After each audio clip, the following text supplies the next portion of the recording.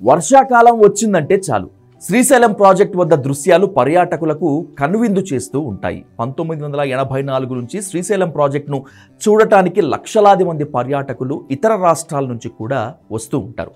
శ్రీశైలం మల్లను దర్శించుకునేటువంటి ప్రతి ఒక్కరూ ప్రాజెక్టు వద్ద వరద పొంగి పొర్లుతున్నటువంటి దృశ్యాలను చూసేందుకు వెళ్తూ ఉంటారు. ప్రాజెక్ట్ నిండుకుండలా ఉందనే వార్తలు వస్తే చాలు పర్యాటకుల తాకిడి ఓ రేంజ్లో ఉంటుంది. ఆంధ్రప్రదేశ్ పర్యాటక రంగం కూడా ఈ ప్రాజెక్ట్ మీద ఫోకస్ పెట్టి పర్యాటకులను ఆకట్టుకునేటువంటి చర్యలు చేపట్టింది.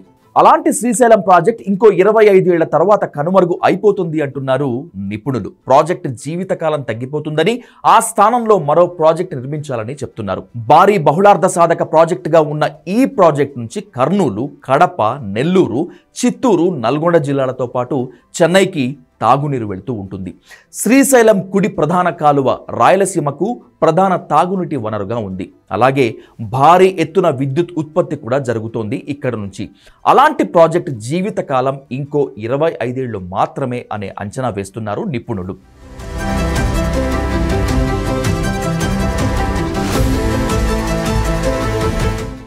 శ్రీశైలం ప్రాజెక్ట్ జలాశయం వద్ద ఫ్లాంజ్ పూల్ గొయ్యి ఏర్పడింది. దీని లోతు దాదాపు 130 అడుగులు. దీని నష్టం అంచనా వేయటానికి దాదాపు 25 ఏళ్ల నుంచి ప్రయత్నాలు చేస్తున్నారు నిపుణులు. అయితే దీనిని పూడ్చటం ఇప్పుడు అసాధ్యం అనే పరిస్థితి ఏర్పడింది. శాస్త్రీయ పద్ధతిలో మాత్రమే దాన్ని పూడ్చాల్సి ఉంటుంది. లేకపోతే ప్రాజెక్ట్ లైఫ్ టైం అంతా ఇంకా తగ్గిపోయే ప్రమాదం ఉంది. ఇప్పుడు శ్రీశైలం ప్రాజెక్ట్ లైఫ్ టైం తగ్గిపోవటానికి ఫ్లాంజ్ పూల్ ప్రధాన కారణమని అంటున్నారు నిపుణులు. దీనిపై జాతీయ స్థాయిలో అధ్యయన బృందాన్ని ఏర్పాటు చేసి వారి సహకారంతో చర్యలు చేపట్టాల్సి ఉన్నా దీనిపై ముందడుగు పడలేదు.